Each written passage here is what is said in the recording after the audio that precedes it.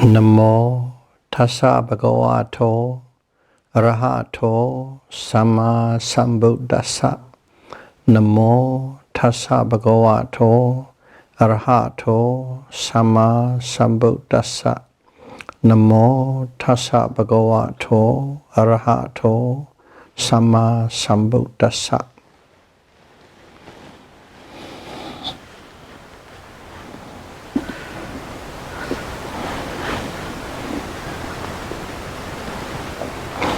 Theravada Buddhism series, Dhamma talk number 79.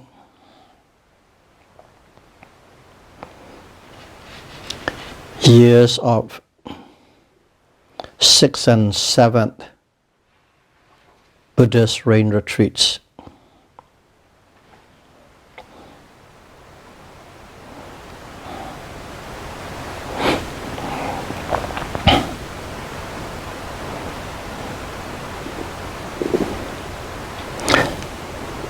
Most of the years of Buddha's 45 years of ministry,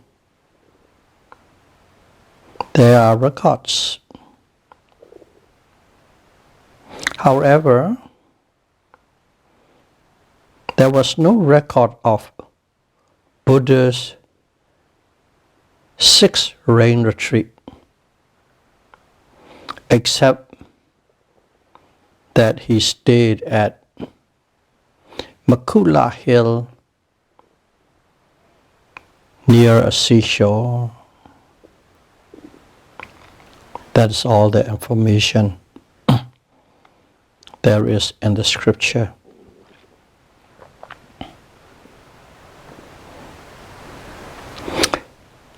He left that place at the end of the 6th rain retreat for Rajagaha.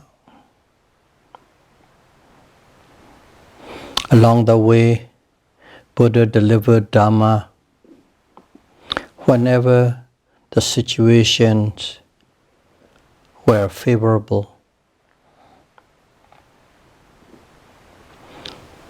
King Bimbisara and the citizens of Rajagaha welcomed the Buddha back to the city. That was after the 6th rain retreat.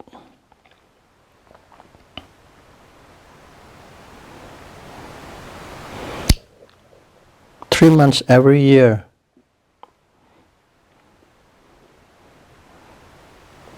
those are called rain retreats. Buddha stayed at a chosen monastery in one place and did not travel outside that place for overnight. Many people who lived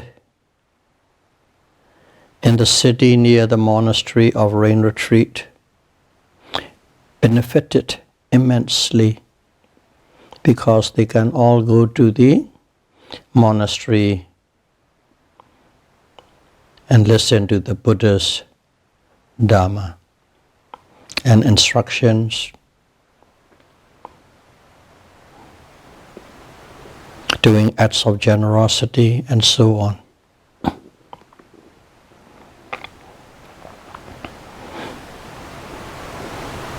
But after that 3 months of rain retreat, Buddha traveled to different directions on foot to teach Dhamma.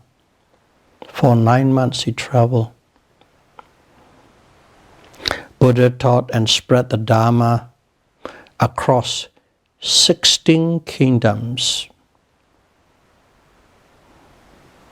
which are located in the middle and northern part of the Indian continent. At that time, they were separate, different countries ruled by different kings. but now it's more like a province. One country, India, and there are many provinces or states.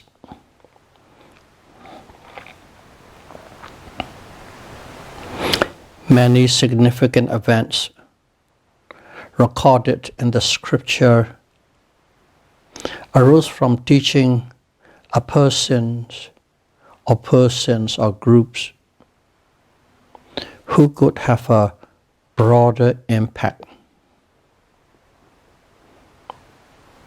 In other words, the Dharma did not stop with them, and through them, from then, it kept on spreading far and wide. Example of such cases were Anathapin Tika of Savatthi, the rich man who donated the Jetavana monastery. Also, Venerable Sariputta and Moggallana of Rajagaha, because they became the right-hand disciple and left-hand disciple of the Buddha and did many great deeds spreading Buddha's teaching far and wide. And also, like stepmother of the Buddha, Gautami, she was the first female monk. Before her, there were no female in religious order. She was the driving force to set up a bhikkhuni order, female monks in the Buddhist domain.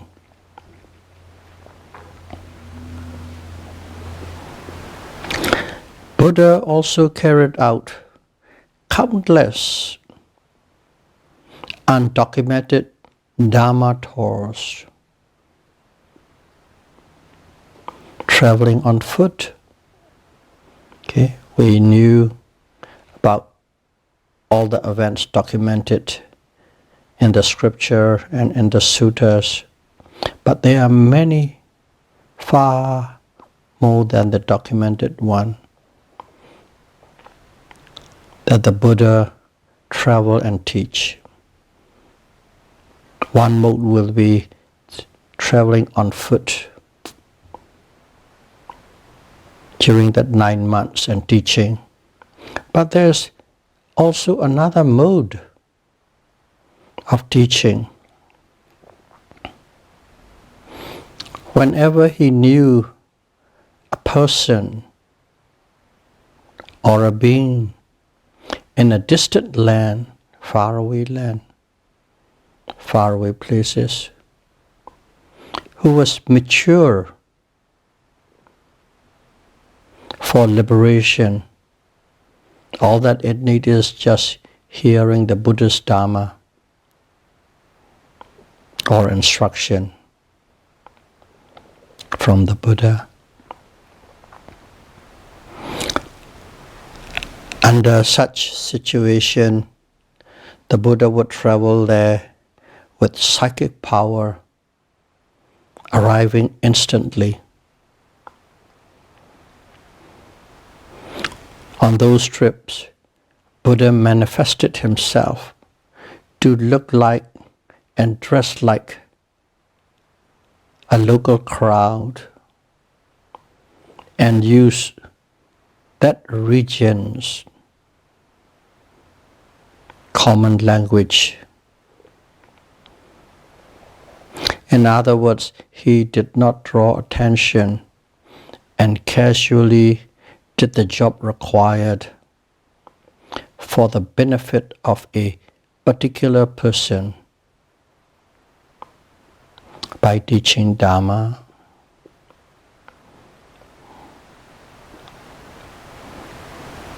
Such trips cover Deva and Brahma's realms,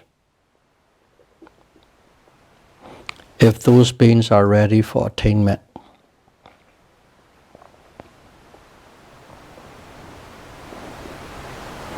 Buddhas endlessly travel and taught Dharma for 9 months in a year for 45 years.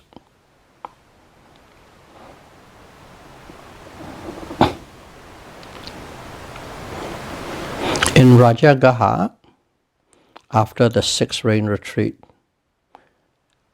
Buddha implemented a rule, a code, prohibiting monks from using psychic power to recruit followers based on an incident with a wealthy person.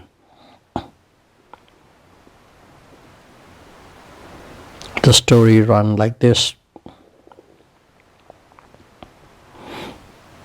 At that time in Rajagaha city, there are many religious groups. 6 are most popular. And each group claimed their religion was the right one, and they had many arahants. So arahant is a word which represents a person who has abandoned completely all mental defilements.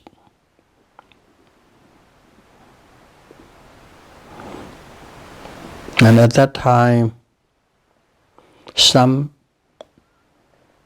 or most of the lay people believe arahants has supernormal power. Even nowadays, a lot of lay person believed arahants has supernormal power. Even today, some believe that way.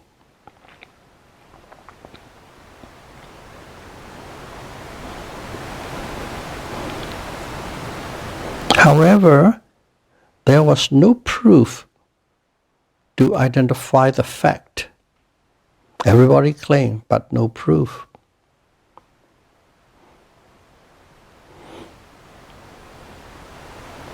So there was a wealthy man in Rajagaha, quite wealthy and popular and famous.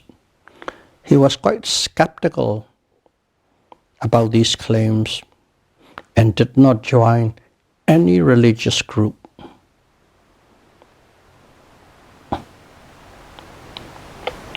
And in those days, people bathed mostly in the river or in a stream or maybe in a lake, but mostly in the rivers.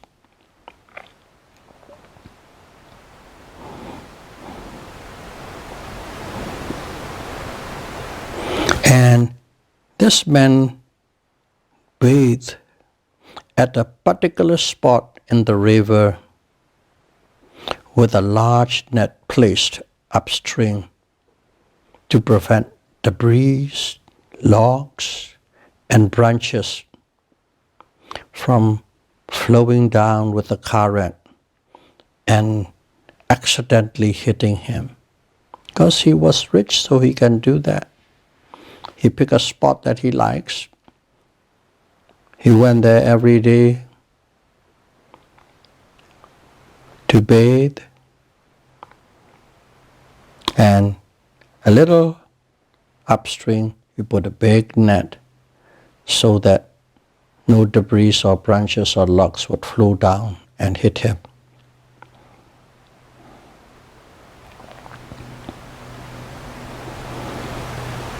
One day, he found a large sandalwood log caught in the net. At that time, it is worth more than the gold in same weight. Pound for pound, sandalwood is more expensive than the gold. He ordered to carve off an alms bowl and utensil out of the sandalwood for various uses. Alms bowl is just a big bowl that every monk has one. They carry that bowl and they have to go down every morning to collect food. Whether a person donates a spoonful or a piece of fruit, whatever, they collect just enough for a meal.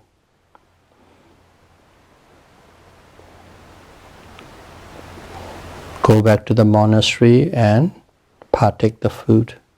So that bowl is called alms bowl, to collect food and to eat out of it.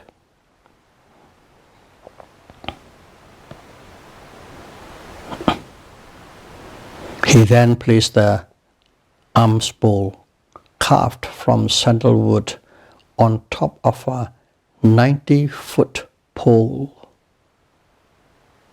and declared that whoever could take this bowl without climbing it was a true arahant. Then he, his clan, and his attendants and servants would follow that person's religion. So he made a challenge to verify that person is a true arahant, believing that arahant, all arahant, not only have they abandoned the mental defilements, they also have great psychic power. The common belief at that time.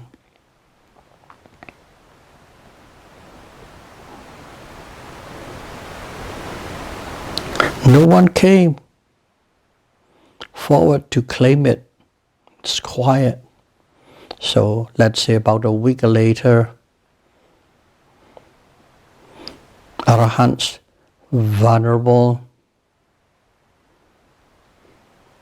Penkusala and Venerable Moggallana discussed that many people would follow Buddhism if they took that alms bowl. Both are arahants and both possessed psychic power, supernormal power. Meaning, one could fly in the air, walk on water, go through mountains, read other people's thoughts and minds, and so on and so on and so on.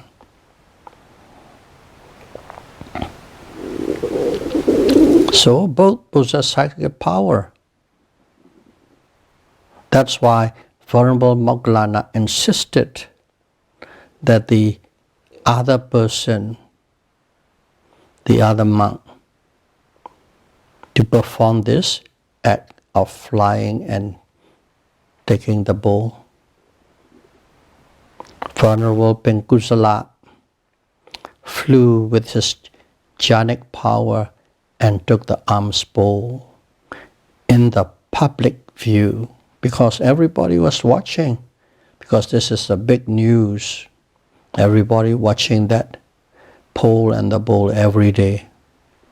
So when he went there, everybody saw it, whoever is present at that time. Then the wealthy man took the two arahants across town to his residence and offered a meal and became a Buddhist. So when he became a Buddhist, all his clans and all his servants and attendants automatically become Buddhists.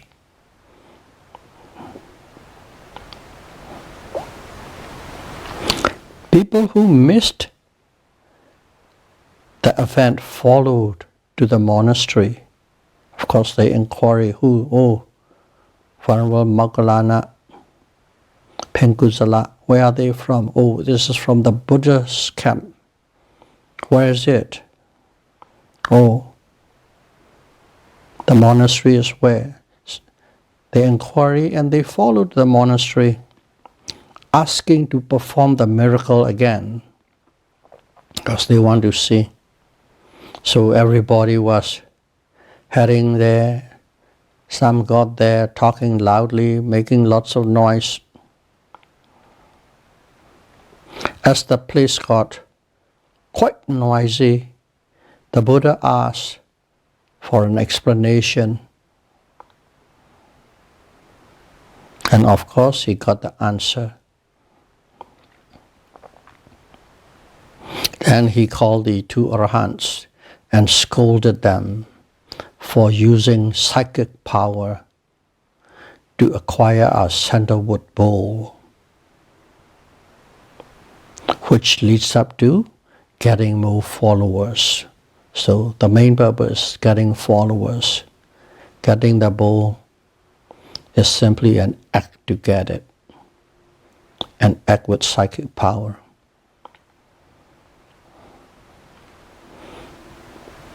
Because most of us know now, some arahants, all arahants have abandoned mental defilements, but some arahants who practice samatha meditation to the highest degree possess jhanic power. But there are arahants who doesn't practice concentration meditation, but simply pure vipassana. They do not have psychic power or supernormal power. So they are two different, but they are all arahants, two different classes. So you say, because of this, that many arahants without psychic ability would be insulted by the ignorant people. People don't know. So you don't have psychic power, you are not arahant. But in fact, some are, and they might insult them by insulting an arahant. It's a great akusala, unwholesome karma arises.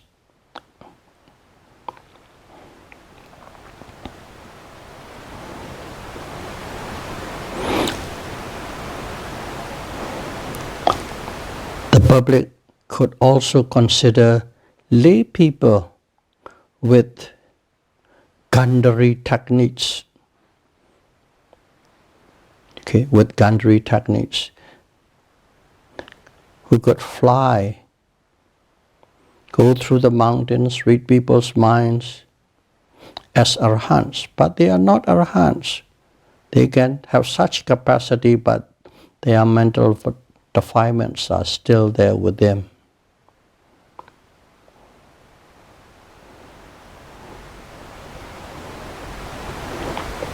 And because of that, these people could embark on the wrong path. And then they will be going round and round in samsara. After explaining the rhymes and reasons, the Buddha ruled that monks must not use psychic powers to recruit people to follow Buddhism, or to simply impress them. So that is the one of the rule, vinaya, rule or discipline.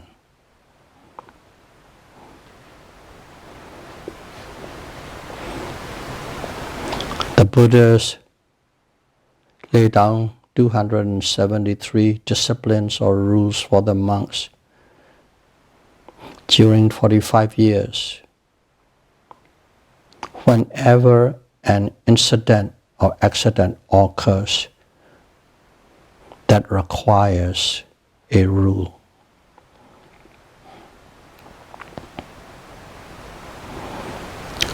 This sandalwood bowl case lead to another significant event in Buddha Sasana. We will discuss about that case in the next Dharma talk. Now it's getting fairly long. Just pointing out how these disciplines come out to be, and this is a fairly significant one. I like to add another incident, but in a very brief manner.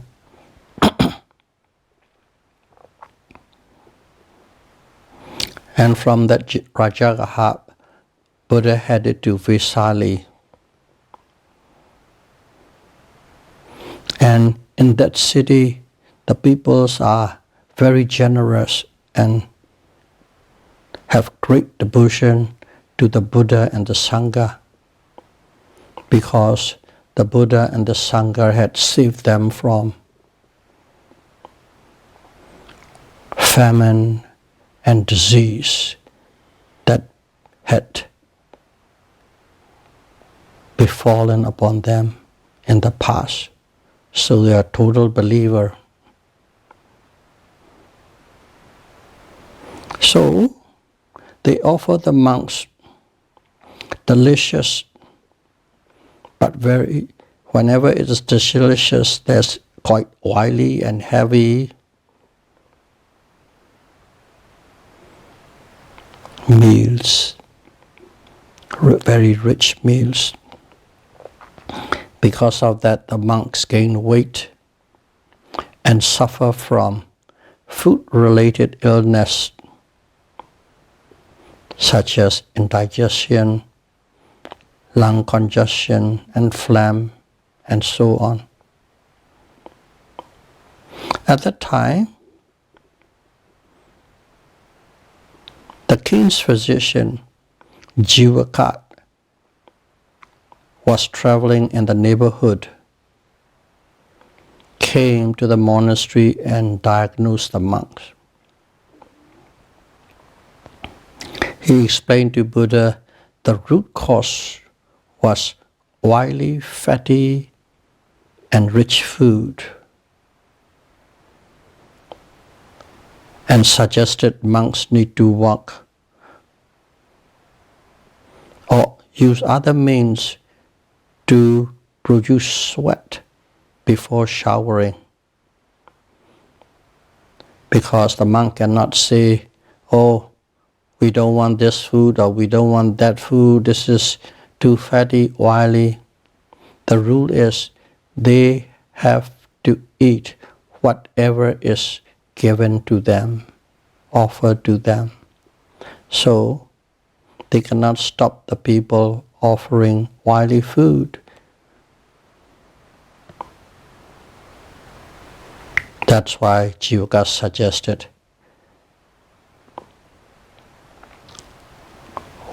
take a walk, a brisk walk, fast walk to sweat, or use any means that can sweat yourself out before showering.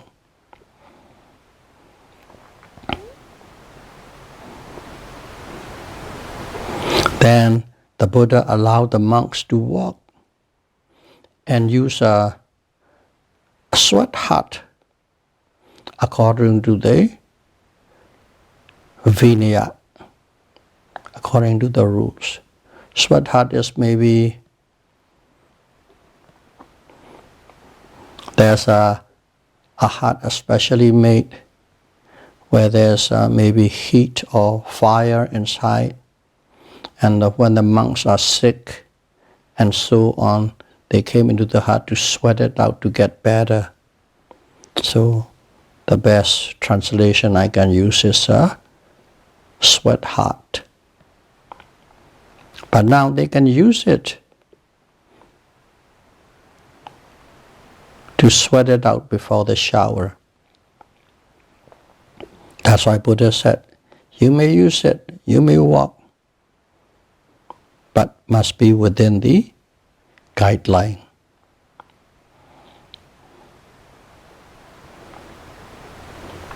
I mention about this case because implementing what the physician suggested indicates that the Buddha did what was necessary for the Dharma and the Sangha benefits. Regardless who told him or who advised him, doesn't matter, he will take it. There's no pride, no ego, no conceit. Just to make a point, I just injected this brief statement of physician Jivaka. So, there are many, of course, but I represented these cases that happen and that have an impact on the monks throughout century. It happened in the 6th and the 7th years of Buddha's rain retreat, Vasa.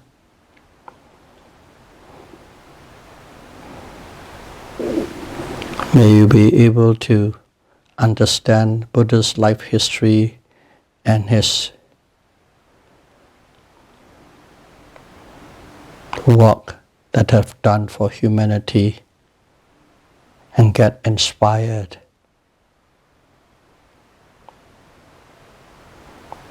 to build up saddha,